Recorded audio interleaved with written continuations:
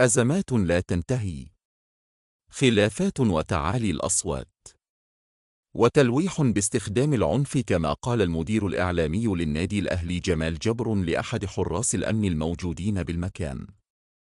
تبادل الاتهامات لم يكن وليد اللحظة، فقد حدث مواقف أشبه بذلك منذ فترة قريبها على المدى القريب لن تعود إلى الماضي كثيرا، ولعلك تتذكر ما حدث في أزمة انسحاب الأهلي من الدوري العام الماضي بعدما تضاربت التصريحات هنا وهناك، ومنهم من اتهم اتحاد الكرة بإخفاء الجواب الذي يحمل في طياه استدعاء حكام أجانب إلى لقاء الأهلي مع بيراميدز والزمالك بالدوري. لكن اليوم الموضوع مختلف تماما، يتهم الأهلي الحكم الدولي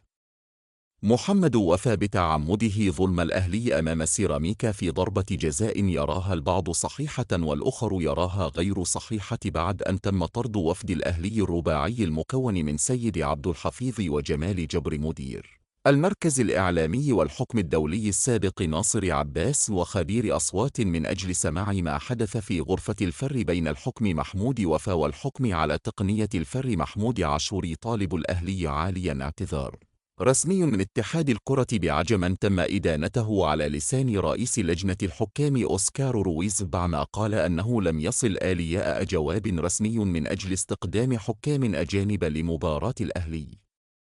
والزمالك الموسم الماضي. الأجواء الآن متوترة بين الأهلي واتحاد الكرة، وستشتعل جديدة بينهما قريبا بسبب محمد الشناوي الذي تم إيقافة 4 مباريات، ويريد الأهلي تهفيف العقوبة إلى مباراتين فقط، وهذا مستحيل حدوثة كما صرح أحد خبيري التحكيم الدولي، وذلك بسبب أن العقوبة أقل من 6 مباريات، فلا ذلك لا يحق للأهلي التظلم.